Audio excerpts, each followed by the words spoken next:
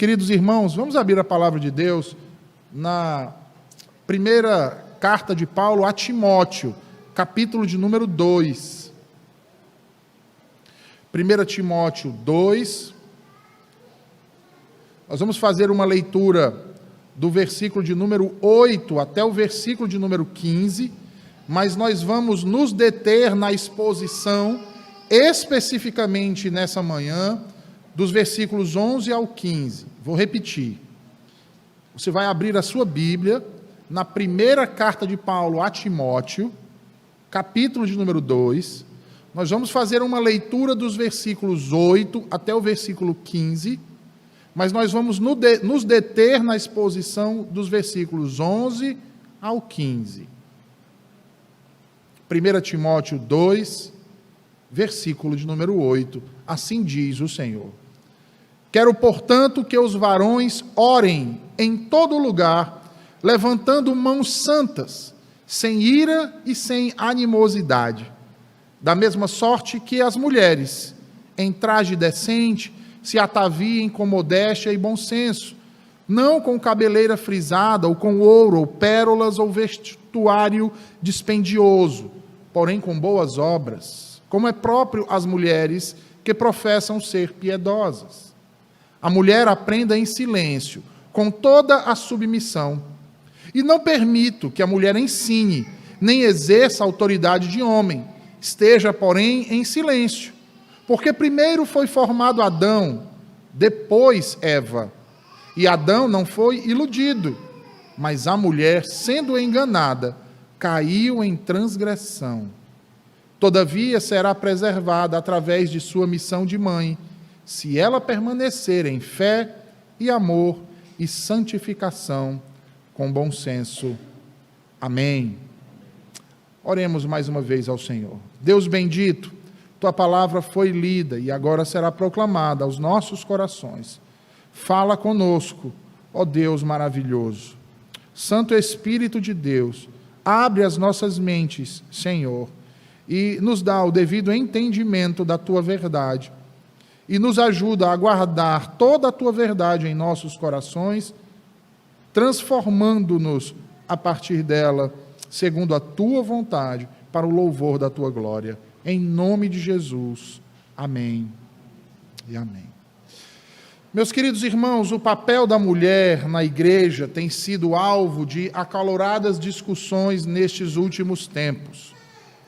Não somente dentro das igrejas, quanto também nas academias e nos concílios. A relevância do trabalho feminino tem sido alvo, nestes últimos dias, de muitas controvérsias. Na sociedade, os movimentos feministas têm, a cada dia que se passa, conseguido engajar mais e mais mulheres na luta pela plena igualdade de direitos, de funções e atribuições da mulher. O discurso contra a pseudo-opressão masculina, contra o sexo frágil e a dominação patriarcal, ainda que de forma velada, vem sendo disseminado a várias mulheres em diferentes instâncias da sociedade, principalmente nas escolas e nas universidades. A igreja, como parte dessa mesma sociedade, tem sofrido ao longo dos últimos 3 séculos com o empenho desses diversos movimentos que, em sua estratégia, tenta derrubar a última barreira, que diz respeito à religião. Atualmente, muitas mulheres vêm exercendo já as mais variadas funções eclesiásticas em várias denominações distintas. Na Igreja Presbiteriana dos Estados Unidos da América, a PCUSA, ou PECUSA, como alguns chamam, desde o ano de 1956, oficialmente, as mulheres já ocupam os púlpitos da denominação como pastoras, como presbíteras, como diaconisas. Mas nós bem sabemos, dentro da história, que isso foi o ápice. Houve um início. E o início começou com as chamadas ditas missionárias, com as pregadoras, com as auxiliadoras de púlpito de muitos pastores, daquelas mulheres que iam onde muitos pastores não iam, A PCUSA começou com essa mesma desculpa, e no ano de 1956 estavam então ordenando a primeira mulher ao sagrado ministério. E o que culminou a partir disso? Em 2015 ordenaram um par de lésbicas ao sagrado ministério. No Brasil, a Igreja Presbiteriana Independente ordena mulheres à diaconia e ao presbiterato de forma aberta, e há vários anos. A Igreja Presbiteriana do Brasil, nossa denominação, tem lutado para impedir esses avanços, porém, de forma velada, muitas mulheres, apesar de não terem sido ordenadas, de não terem recebido a imposição das mãos, já exercem, irmãos, todas as funções de um ministro da palavra e dos sacramentos, principalmente aquelas que recebem a alcunha de missionárias, e não são poucas em nossa denominação. Essas são chamadas e reconhecidas como pastoras nas suas comunidades, e até mesmo em seus presbitérios. Teólogos igualitaristas, ou seja, que defendem uma paridade de gênero nas funções eclesiásticas, tomam como bíblico o exercício feminino no ministério. Entendem que esse é um esforço legítimo conceder às mulheres o exercício da diaconia, do presbiterato, conceder a essas mulheres o ministério, já que, segundo eles, exerciam desde a igreja primitiva, e que, por causa da cultura patriarcal judaica e do moralismo greco-romano, a mulher, então, ao tempo que foi se passando, foi sendo oprimida e enclausurada pela sociedade e pela religião a uma posição inferior, ou a uma posição de inferioridade no tocante ao homem. Mas diante de tudo isso que nós estamos falando e vendo, irmãos, acontecer, não apenas no passado, mas no nosso presente e com perspectivas terríveis para o futuro, nós devemos nos perguntar, não o que fazer, mas, em primeiro lugar, saber o que as Escrituras dizem a esse respeito. Primeiro precisamos ver o que a Bíblia diz acerca disso. As Escrituras do Antigo e do Novo Testamento, a qual nós dissemos ser a nossa única regra de fé e de prática. Logo, a partir dela, nós poderemos então questionar, será então que a igreja precisa rever seus conceitos e então se atualizar? A partir das Escrituras, então, nós devemos nos perguntar qual a base bíblica para a ordenação feminina.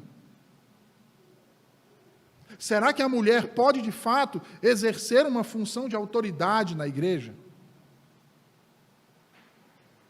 Que papel a mulher desempenha na igreja, então, na sociedade, no lar, segundo as Escrituras? E aí, irmãos, o texto de 1 Timóteo 2, 11 a 15, tem muito a contribuir para as respostas a esses questionamentos levantados aqui nessa manhã. O texto que nós lemos ainda há pouco tem muito a nos orientar biblicamente acerca dos papéis de homens e mulheres, e principalmente o das mulheres no corpo de Cristo. Mas de acordo com o que rege a palavra de Deus. Então, sendo assim, eu peço a você que deixe a sua Bíblia aberta e me acompanhe relendo aí os versículos 11 e 12 da primeira carta de Timóteo, no capítulo 2, no qual o apóstolo Paulo diz: a mulher aprenda em silêncio, com toda a submissão, e não permito que a mulher ensine, nem exerça autoridade de homem, esteja, porém, em silêncio. Vejam, o texto que nós acabamos de ler é uma parte das últimas correspondências paulinas, as quais foram classificadas como epístolas pastorais. Essa carta foi escrita no primeiro século, sob o domínio político romano e da cultura helenista marcante para aquele período. muito provavelmente no ano de 64 depois de Cristo, durante a viagem de Paulo à Macedônia. Esse, meus irmãos, é um período de dificuldades para os cristãos, que sofrem com perseguições políticas, com perseguições religiosas e também com uma perseguição cultural. E aqui, especificamente, nós tratamos da cidade de Éfeso, pois era onde Timóteo se encontrava. E se nós bem lembrarmos, a cidade de Éfeso era uma cidade conhecida no primeiro século por causa dos seus portos marítimos, ou seja, uma cidade onde a economia era forte porque possuía muitos portos, e além disso, era reconhecida também pelo culto a deidades femininas, como a deusa grega Ártemis, né? E outras como Diana e Afrodite, as quais exerciam grande influência, não apenas nas questões de cunho religioso, mas até mesmo na economia local, na produção de ídolos, na fundição de ídolos. No entanto, nós não podemos esquecer que, naquela localidade, essa não era a única forma de culto que havia, porque o povo de Éfeso, de um modo geral, era politeísta. Alguns dos mitos da origem da cidade de Éfeso diziam que ela havia sido fundada por Amazonas. Os próprios efésios atribuíam a origem da cidade a um herói grego chamado Andróclo. Entretanto, nós não temos disponível para nós nenhuma investigação que seja mais abrangente sobre o contexto social de Éfeso, e nem mesmo o contexto social da Ásia Menor em nosso período, para que pudéssemos então consultar e assim então termos a melhor visão acerca de como as mulheres se encaixavam naquele período. Um grande estudioso e exegeta, Kostenberger, diz que nós não podemos cometer o erro tentador, né, de imputar a situação das mulheres romanas ou a situação das mulheres gregas, né, às mulheres que estavam em Éfeso no primeiro século. Por quê? Porque se tratavam de épocas e culturas bastante diferentes, com tradições e instituições sociais distintas. Porém, irmãos, ao observarmos o contexto dessa passagem de um modo mais abrangente, nós percebemos que a igreja vinha sofrendo constantemente com um problema que não se dizia respeito apenas a Éfeso, mas algumas outras localidades também, que era o problema dos ataques de falsos mestres, com suas falsas doutrinas heréticas. E aqui então se encontra Éfeso, em uma situação bastante peculiar, pois até mesmo um tipo de gnosticismo incipiente havia sido detectado como um tipo de ensino que estava sendo propagado ali nas comunidades cristãs.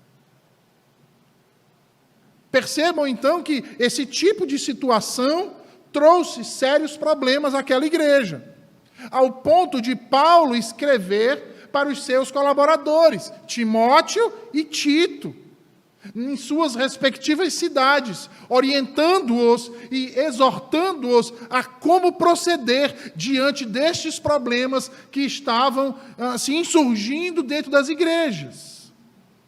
E isso fica fácil de ser percebido, irmãos. Se nós analisarmos um pouco, você não precisa ser um hermeneuta, você não precisa ser um exegeta, mas se você ler com atenção o texto, você vai perceber do que Paulo está procurando tratar aqui nessas cartas. E se você voltar um pouquinho aí, você vai ver que logo depois das ações de graças, ou seja, no início da carta, Paulo vai falar contra os falsos mestres. Vai falar contra a questão das doutrinas heréticas que vinham promovendo discussões inúteis, lá no capítulo 1, durante os versículos 3 a 7. Em seguida, você vai ver que ele vai falar da necessidade de defender o Evangelho contra aqueles que pervertiam a lei, ou seja, que estavam pervertendo a palavra de Deus, nos versículos 8 a 11. Esses falsos mestres estavam distorcendo a graça transformadora, nos versículos 12 a 14, a graça salvadora, nos versículos 15 a 16, e o poder da graça reveladora, no versículo 17. Paulo vai citar nomes como de Himeneu e Alexandre, como sendo apóstatas, aqueles que rejeitaram a graça. E a partir daí, então, no capítulo de número 2, ele passa a tratar agora dos problemas que estavam acontecendo na igreja e nos cultos. É por isso que ele vai falar da oração nos versículos 1 a 7. Vai dizer que os homens devem levantar mãos santas. E vai falar da postura das mulheres. Vejam que no capítulo 2, ele entra e já começa o bloco estabelecendo um contraste de papéis. Porque estava tendo problemas no tocante ao gênero, irmãos. Homens e mulheres. Ele vai falar sobre a modéstia da mulher piedosa nos versículos 9 e 10. E aí, então, dando continuidade, dizendo a esses pastores como eles deveriam tratar essas questões. Aí, então, nos versículos 11 a 15, ele vai tratar sobre o comportamento dessas mulheres no culto. E esse é o grande ponto do texto, irmãos. Porque se a mulher estivesse fazendo exatamente o que diz a palavra de Deus e aquilo que foi orientado inicialmente, Paulo não precisava estar corrigindo o curso. E justamente nesse ponto,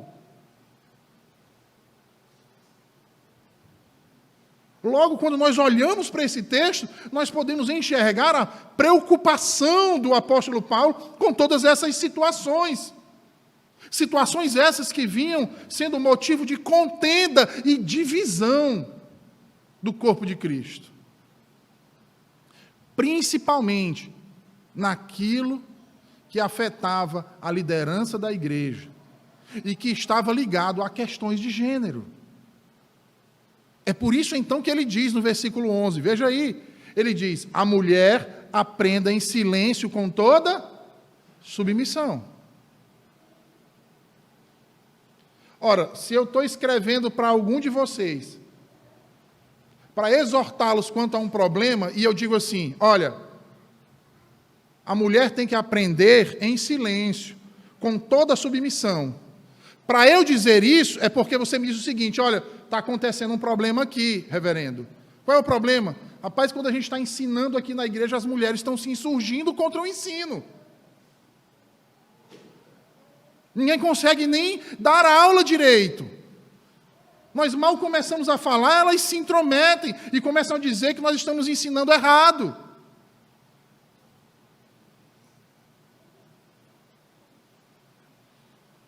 Aí então, Paulo diz para eles o quê? Olha, a mulher tem que aprender em silêncio. Ela tem que aprender com toda a submissão. E daí, então, ele vai explicar o porquê que ele está dizendo isso. Ele não está impondo por desejo próprio. Ele não está impondo porque Paulo era machista. Ele tem uma razão, e a razão dele é alicerçada nas Escrituras. É por isso que, quando nós olhamos para o versículo 11 e o versículo 12, nós percebemos que eles estão entrelaçados, irmãos. Olha aí, observe, o versículo 11 ele estabelece uma alteração no discurso do autor acerca das questões de comportamento, mas ainda relacionadas ao gênero, comparando com os versículos anteriores. E aí o 12 vai reafirmar e enfatizar aquilo que Paulo disse no versículo 11. A mulher deveria aprender em silêncio e não exercer a autoridade de homem ensinando, diz o autor.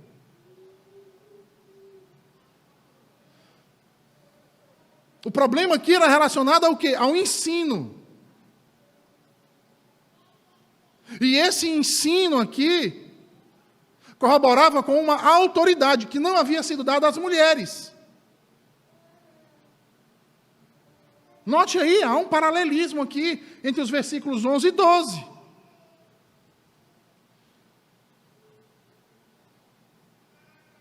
E esse paralelismo é bastante útil, irmãos, para que a gente possa ter o devido entendimento do que Paulo está dizendo aqui.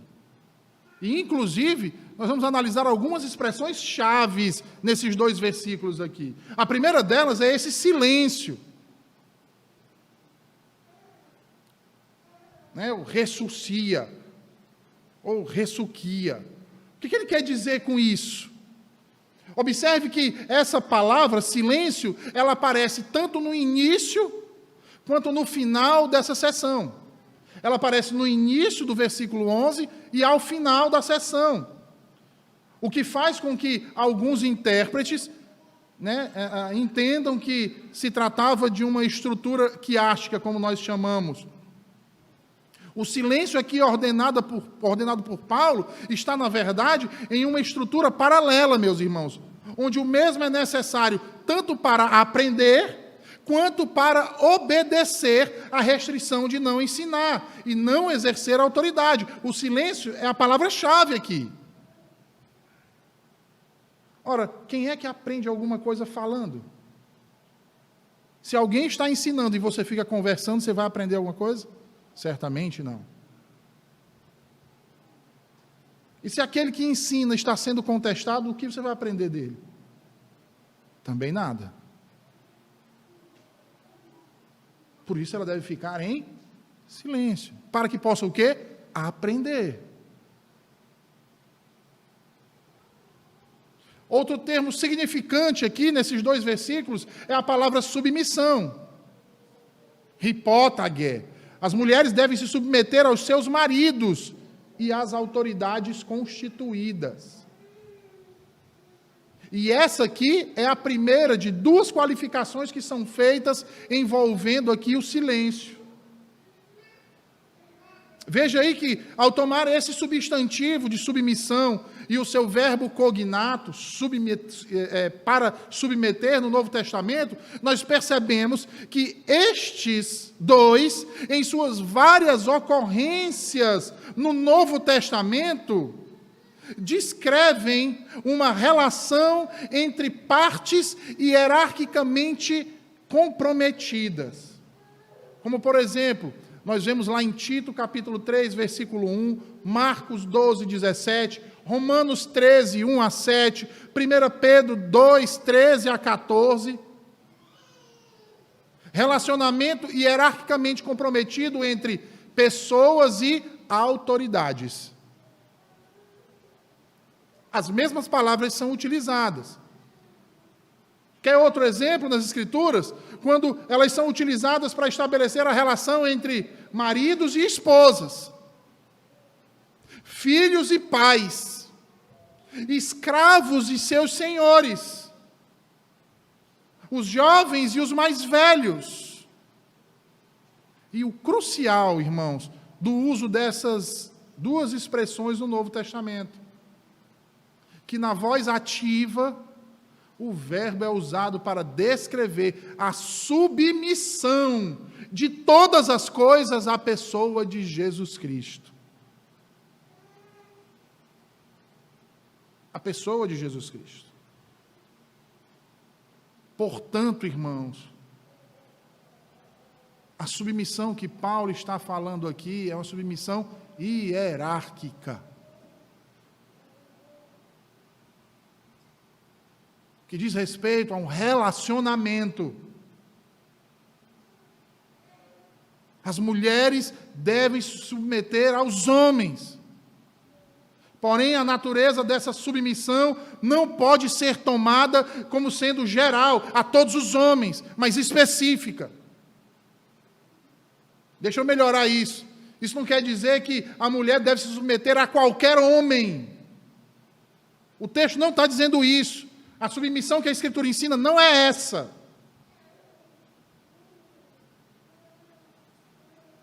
Como se a mulher categoricamente fosse inferior ao homem. Não é isso que está sendo ensinado. O que está sendo ensinado é que em determinadas relações há uma hierarquia de gênero.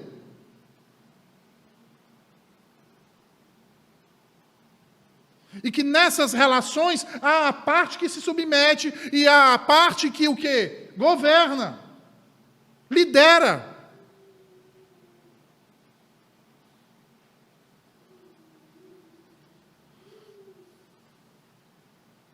E nas relações eclesiásticas, nas relações conjugais e nas relações do lar, a liderança é por parte masculina. E as mulheres devem se submeter a isso. A mulher se submete àquele que detém autoridade. Na sua casa, quem é que detém autoridade? Seu marido. Filhos, na sua casa, quem detém autoridade? Seus pais. E na igreja? Presbíteros e diáconos. Pastor da igreja. Aí você pega essa verdade sendo dita por Paulo e você vai entender porque é que no capítulo 3 ele vai falar do quê? Da ordenação ao presbiterato e ao diaconato. E ele começa dizendo o quê? Que seja marido de uma só mulher.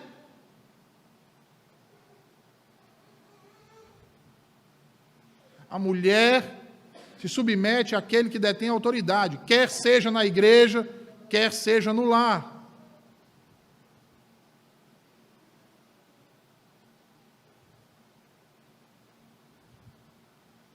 O cidadão se submete às autoridades civis, não é não?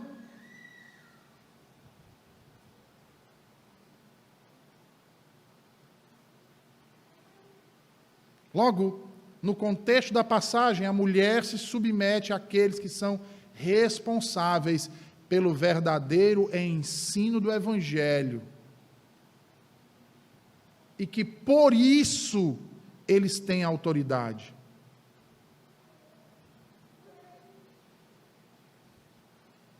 Perceba aí o contraste. Olha aí o versículo 12 agora. Ele vai dizer: e não permito que a mulher ensine, nem exerça a autoridade de homem, esteja, porém, em silêncio. Ora, nos versículos 8 a 10, ele já começou a estabelecer o contraste. Aqui nos versículos que sucedem o versículo 10, nós temos o quê? O contraste permanecendo. No versículo 11, nós temos: as mulheres devem aprender em silêncio e submissão. Versículo 12, veja aí: não devem ensinar e nem exercer autoridade.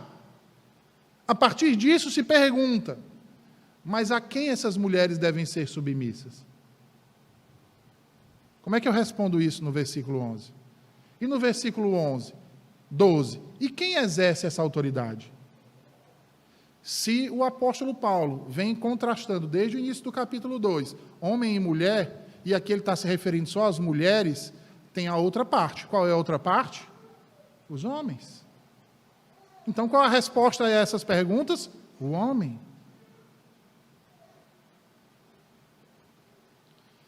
E aí,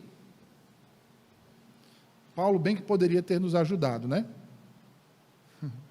Ele usa uma palavra que nós chamamos de rapax legomeno. Deixa eu explicar o que é isso. Esse tipo de palavra nós classificamos assim porque ela só acontece uma única vez em todo o Novo Testamento. Você procura em todo o Novo Testamento e essa palavra é citada uma única vez. Logo, fica difícil para você estabelecer um real significado dentro do texto bíblico, do uso daquela palavra. E no caso aqui, esse verbo, né, que foi traduzido na sua versão bíblica, deve ter exercer a autoridade, do capítulo 12 aí, ele é uma palavra grega. Tá?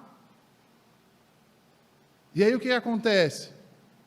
Paulo faz um uso dessa palavra de modo positivo aqui.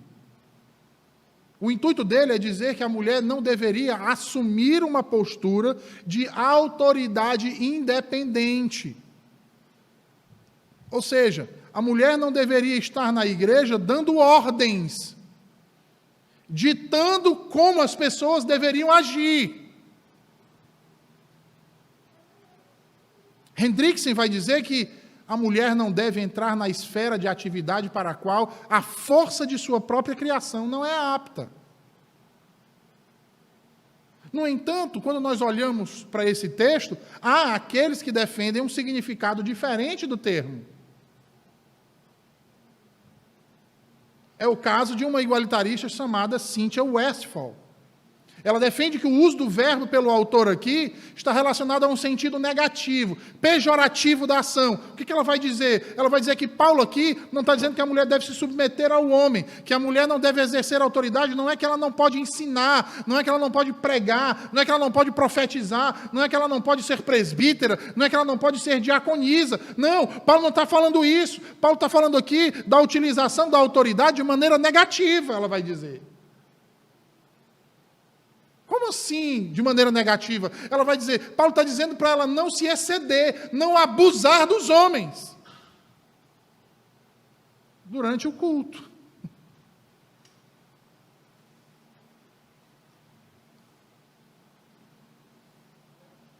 Aí você pergunta assim, mas reverendo, ela chegou a essa conclusão com base em quê? Na linguística moderna. Ou melhor, pós-moderna. E segundo ela, foi numa análise que nós chamamos de análise lexicográfica.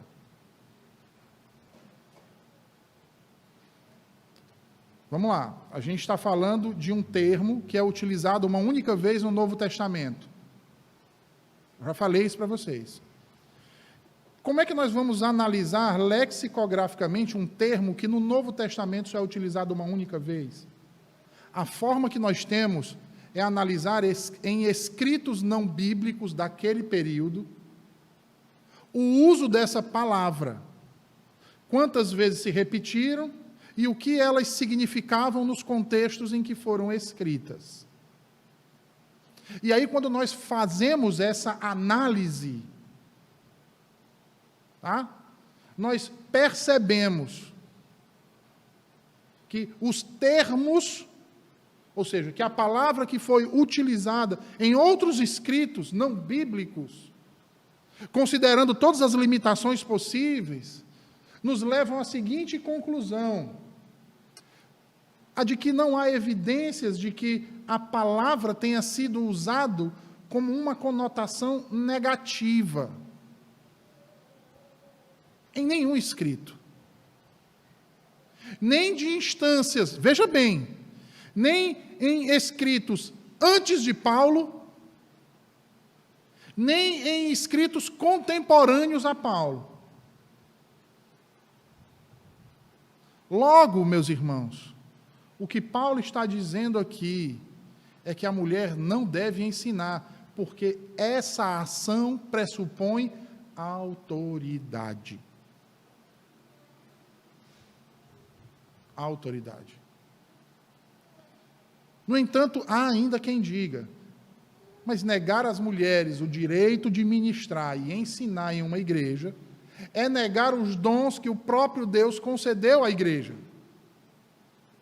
E aí nós temos alguns renomados teólogos pentecostais que defendem com unhas e dentes que vários ministérios femininos podem ser encontrados no Novo Testamento.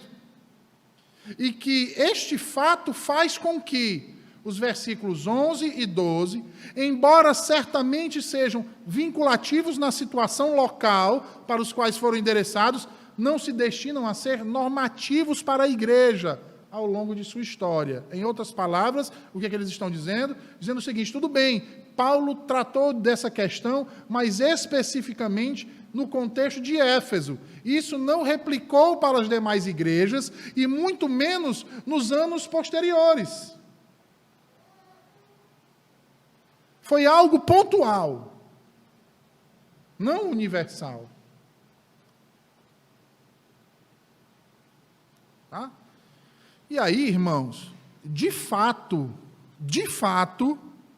a proibição do ensino por mulheres não é absoluta e nem é universal. Espera aí, pastor, então o senhor está concordando com os teólogos pentecostais? De maneira nenhuma. Mas nós temos que ser honestos. A proibição do ensino feminino não é absoluta e nem universal. E sabe por quê? Porque o próprio Paulo vai dizer a Tito, lá no capítulo 2, nos versículos 4 e 5, que o quê? As mulheres mais velhas devem ensinar as mais novas. Ah, pastor, agora eu entendi. Então a mulher pode ensinar outras mulheres, é isso? Vamos voltar para o texto de Tito? Não é isso que ele está dizendo.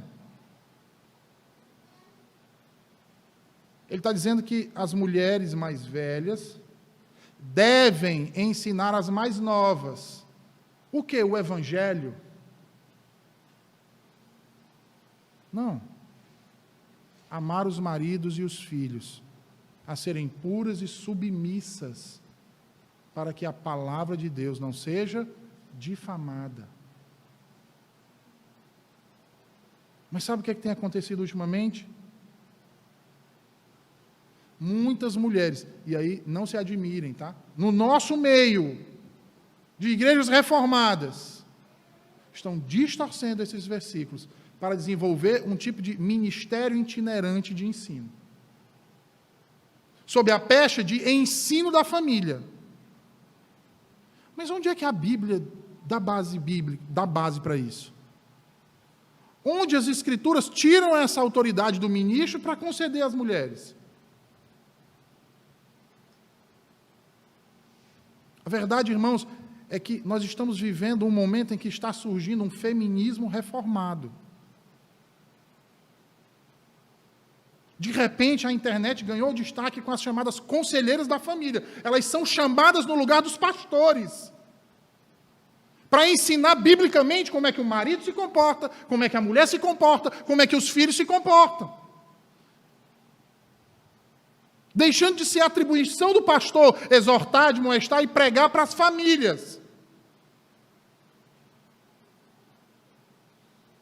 Inclusive, há quem use textos como o de Atos 18, 26, onde Priscila e Áquila tomam consigo Apolo e o ensinam o caminho de Deus. Não é assim que diz lá o texto?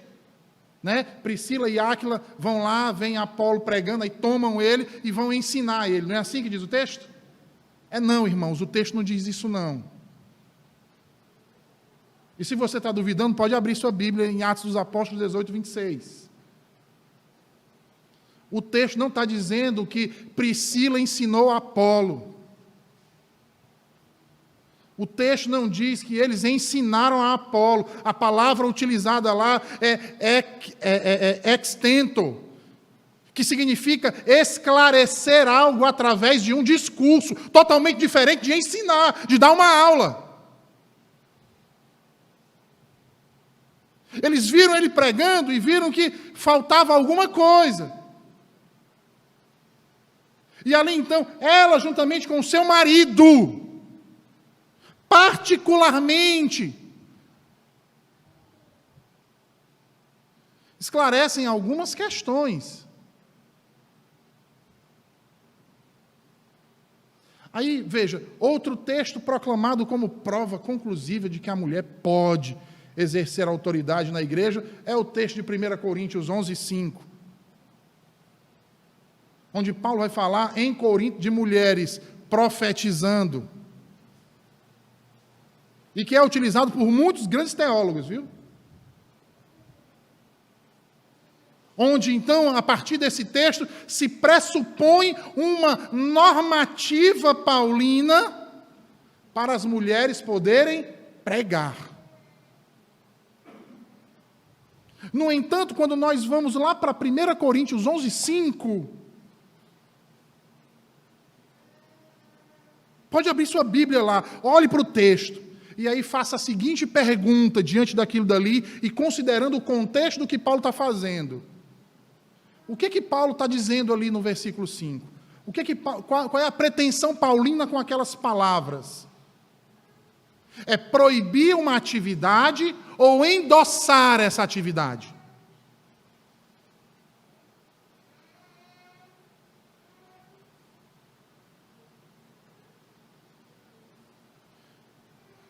Um erudito chamado Philip Kaiser alerta então para a necessidade da cautela, irmãos. Extrair implicações positivas de uma declaração negativa, especialmente quando nós temos um texto em seguida ao capítulo 11, com uma proibição, com letras garrafais, para que a mulher não fale na igreja, de modo absoluto, lá no capítulo 14, versículos 34 e 35.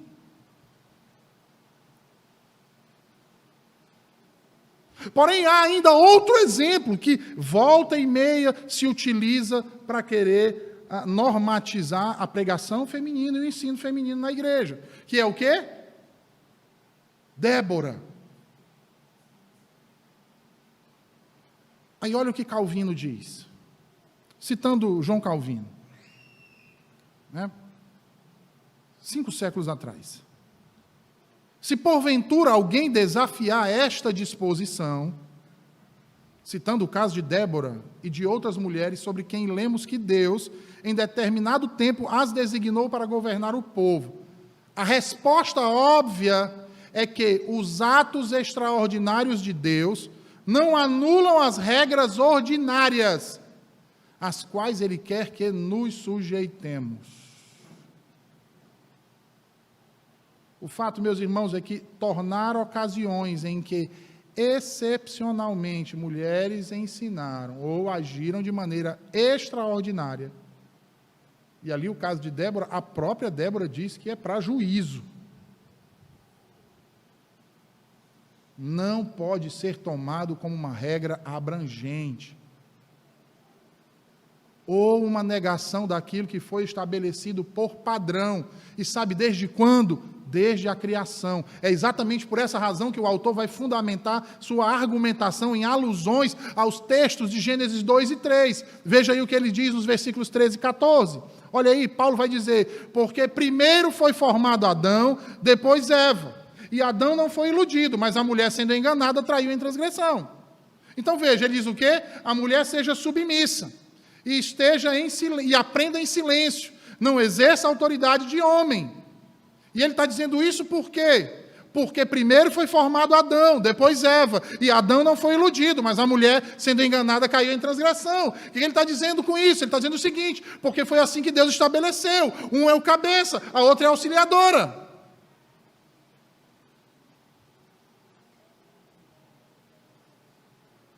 Logo, a força da proibição dos versículos 11 e 12 é sublinhada aqui pelo apelo de Paulo à ordem da criação no versículo 13, uma clara alusão a Gênesis 2 e 3, e que se encontra em correlação direta ao que diz 1 Coríntios capítulo 14, versículo 34, onde a lei é enfatizada e delineada quando Paulo no versículo 37 diz, as coisas que vos escrevo são mandamento do Senhor.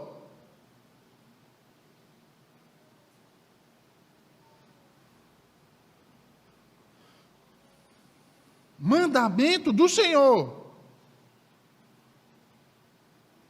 Ah, não, é cultural. Mandamento do Senhor. Ah, não, era daquela época. Desde a criação, é mandamento do Senhor. Ah, não, os tempos mudaram. Mandamento do Senhor.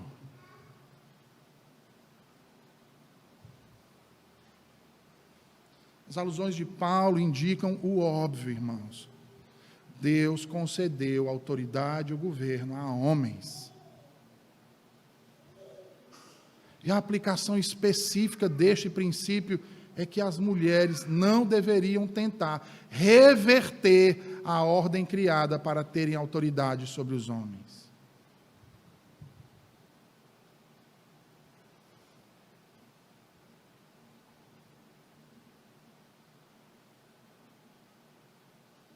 E eu sei, irmãs, que muitas de vocês se sentem constrangidas quando nós falamos sobre isso.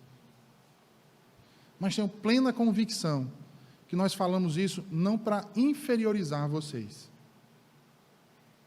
Porque eu não tenho a minha mulher como inferior a mim. Eu não sou melhor do que ela. Como eu não sou melhor do que mulher nenhuma. Eu não sou mais especial, eu não sou mais esperto, eu não tenho mais dons, eu não tenho do que mulher nenhuma.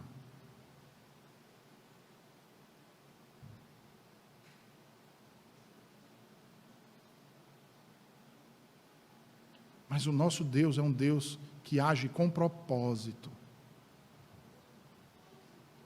E dentro do seu propósito há uma ordem clara na criação. Há uma ordem clara nos relacionamentos.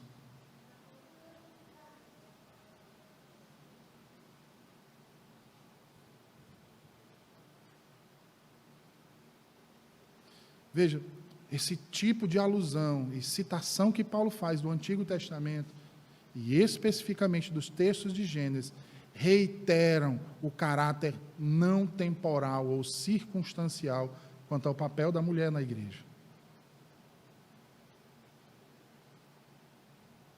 É por isso que, lá no capítulo 11 de 1 Coríntios, nos versículos 8 e 9, ele vai mais uma vez falar do quê? Veja, para quem diz que é uma situação pontual em Éfeso, Paulo disse a mesma coisa em Corinto. E usou a mesma base bíblica. Ele vai para Gênesis. Ele diz, porque o homem não foi feito da mulher, mas a mulher do homem. Nem o homem foi criado para a mulher, mas a mulher para o homem. O destaque de Paulo ao texto de Gênesis, à narrativa de Gênesis, não pode ser ignorada, irmãos. Há uma singularidade na criação da mulher, a partir da costela do homem, para ser sua auxiliadora idônea. Assim como o homem não é igual ao restante da criação, a mulher não é igual também ao restante da criação. Logo, Paulo faz o texto de Gênesis o pano de fundo histórico, teológico e, portanto, autoritativo em sua argumentação. Isso se torna claro por meio do uso de uma expressão grega chamada plasen, cujo significado é formar, moldar, apontando exatamente para o quê? A atividade criativa de Deus na criação da humanidade. Como nos lembra Hendriksen, o próprio nome da mulher, Ishá, derivou-se do nome Ish, do homem.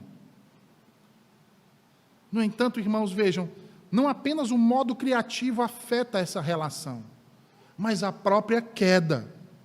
Como Paulo diz aí no versículo 14, veja aí, ele diz assim, e Adão não foi iludido, mas a mulher, sendo enganada, caiu em transgressão. E aqui, em primeiro lugar, nós devemos destacar o fato de que as palavras de Paulo aqui, de forma alguma, inocentam o homem da culpa pela queda. Paulo não está inocentando o homem aqui e fazendo da mulher o bode expiatório, não.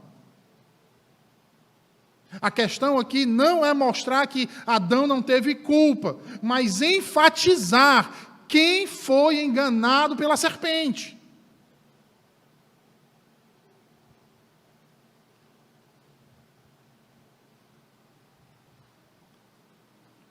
Malsim vai retratar esse fato como Adão parado e observando Eva sendo enganada e depois seguindo-a no mesmo pecado.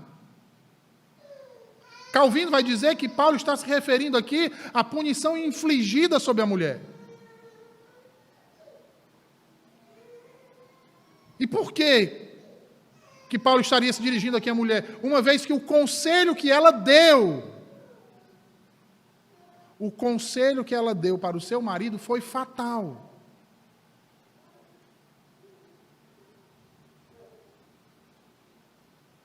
Portanto, estava correto o fato dela depender do poder e da vontade de outro, já que ela seduziu o homem a desviar-se do mandato de Deus. Como consequência do seu pecado, ela foi privada de toda a liberdade estando sujeita ao jugo do seu marido. Além do mais, diz Calvino, Paulo não baseia seu argumento simplesmente ou meramente na causa da transgressão, mas na sentença pronunciada por Deus sobre ela. Lembra quando Deus diz, seu desejo será para o seu marido. Para Paulo, irmãos, assim como Eva foi seduzida por Satanás, e aí nós vamos voltar ao contexto do texto da primeira carta a Timóteo, o contexto da igreja de Éfeso, envolvida com falso ensino, com falsos mestres. Aí você vai entender porque é que Paulo chama o texto de Gênesis, porque é que Paulo diz que as mulheres têm que ser submissas, porque elas não podem ensinar, porque ele está falando de queda, de transgressão, de pecado, da serpente, porque ele está trazendo todo esse ambiente aqui. Porque assim como Eva foi seduzida por Satanás, as mulheres cristãs estavam sendo seduzidas pelos falsos mestres.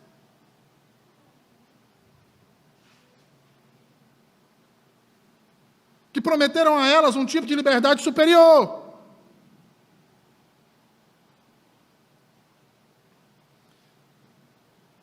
Que disseram que elas poderiam se libertar dos compromissos matrimoniais. Que elas poderiam dizer quando não teriam a intimidade sexual com seus maridos. Que elas poderiam refrear essa história de ser mãe. Quem não quisesse ser mãe, não ia ser mãe. E aí qualquer semelhança com o que defendem os movimentos feministas hoje não é mera coincidência. Não é. Além disso, diziam para elas que elas podiam o quê? Ensinar, pregar, exercer autoridade como qualquer homem. Aí eu pergunto, acaso não é exatamente isso que acontece hoje? Que as nossas crianças são ensinadas? Que vemos na televisão, nos jornais, nos rádios? Não é exatamente isso que os movimentos sociais feministas ensinam? Acaso não estão as mulheres deste tempo, então, embebidas nestas falsas doutrinas? Que ao ouvir palavras como submissão, não exercer a autoridade de homem, logo as mulheres se doem, se machucam, acham que estão sendo humilhadas, inferiorizadas. Já prestaram atenção nisso?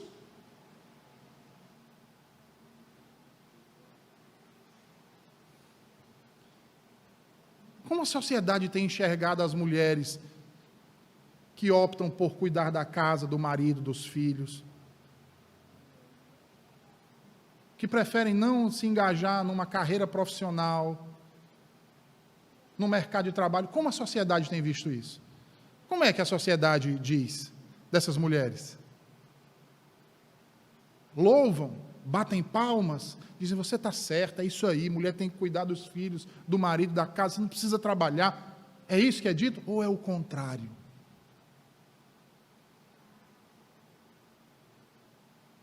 Do tipo, o quê? Você vai ficar dependendo de homem, não é nem do marido, é de homem?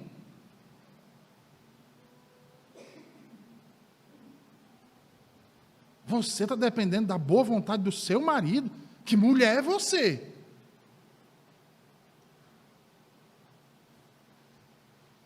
É por isso que Paulo conclui a perícope do versículo 15, mostrando de que forma a mulher pode alcançar a verdadeira liberdade.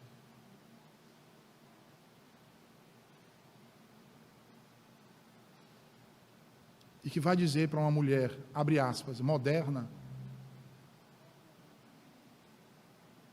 que esse é o grande privilégio feminino que homem nenhum pode ter, nem que ele queira, faça milhares de cirurgias, ele não pode ter isso, que somente as mulheres podem ter.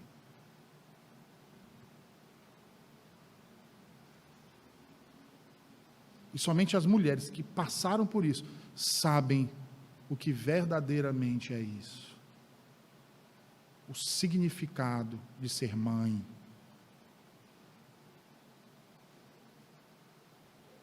Veja aí o que ele diz no versículo 15, ele diz: todavia será preservada através de sua missão de mãe, se ela permanecer em fé e amor e santificação com bom senso. Observe que quando Paulo diz que a mulher será salva por meio de sua gravidez, ele tem em mente aquela mulher do versículo 14. Lembre-se disso. Antes de tudo, ele está pensando aqui em quem? Em Eva. Que é a referência que ele traz no versículo 14. E, consequentemente, a partir de Eva, ele está pensando em toda mãe cristã, tomada como representante de toda a classe que ela pertence. É nisso que ele está pensando. Em outras palavras, sabe o que ele está pensando? Ele está dizendo assim: é você sendo aquilo que Deus lhe criou para você ser. Uma auxiliadora idônea, que gera filhos, que cuida da casa, do marido, da família, que ensina as mais jovens a amar exatamente essas coisas, em consequência de amar o seu Deus, que se submete à autoridade do seu marido como seu cabeça, assim como a igreja se submete a Cristo, porque você reconhece no seu marido um tipo de sacerdote cristão do seu lar, aquele a quem Deus responsabilizou o ensino, aquele a quem Deus responsabilizou do cuidado, da proteção.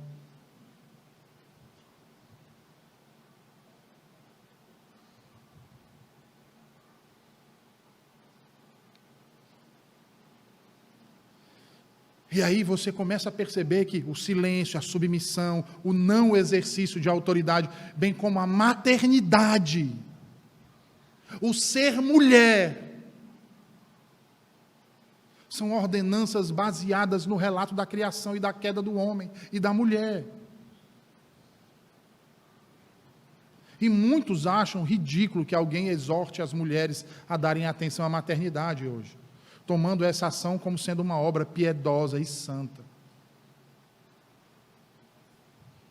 Calvino dizia que, seja o que for que os sábios do mundo moderno pensem, Deus se deleita mais com uma mulher que considera a condição que Ele lhe destinou como sendo uma santa vocação, sujeitando-se a ela, do que com aquelas que buscam realizar algo para exibir suas grandes capacidades e heróicas virtudes.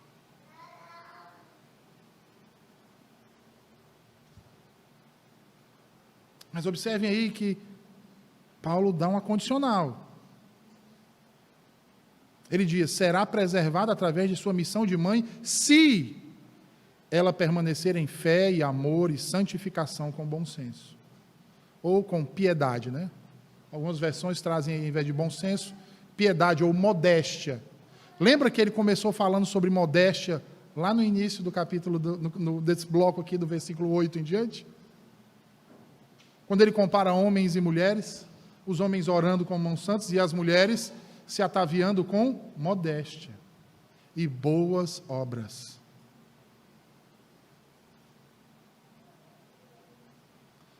Porque a mulher que ama Jesus Cristo e que conhece ao Senhor,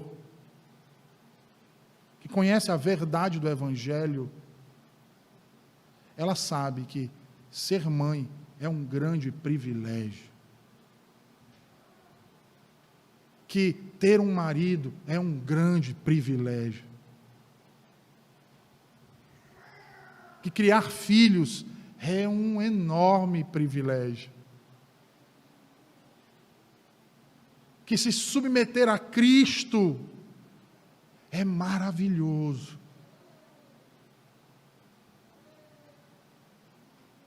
E que viver para a glória de Deus é o que tem de mais importante nas suas vidas. É isso que Paulo está dizendo. É isso que Paulo está dizendo.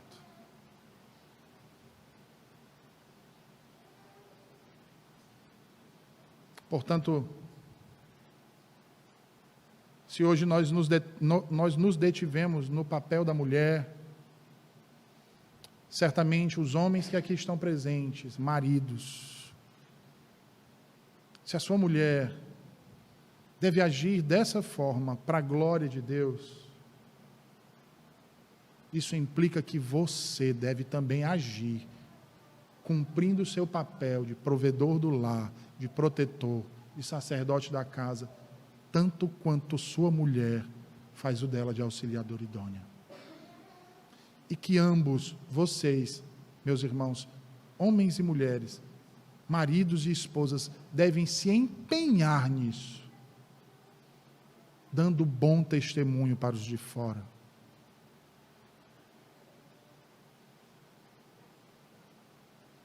De modo que, se você não faz ainda essas coisas, você deve se arrepender e procurar fazer. Você, homem, deve se arrepender e procurar fazer. E você, mulher, deve também se arrepender e procurar viver dessa forma. E juntos se empenharem para que o nome de Cristo não seja blasfemado entre os gentios por causa do mau testemunho de vocês, mas demonstrando o amor, a graça e a salvação mediante aquele que tanto nos amou. Que Deus nos abençoe e nos ajude a viver a sua verdade. Vamos orar? Senhor bendito e santo, nós te agradecemos por tua palavra nessa manhã, Senhor. Te pedimos que nos ajude a vivê-la, Senhor, para o louvor e a glória do teu santo nome. Nos livra do mal, em nome de Jesus. Amém.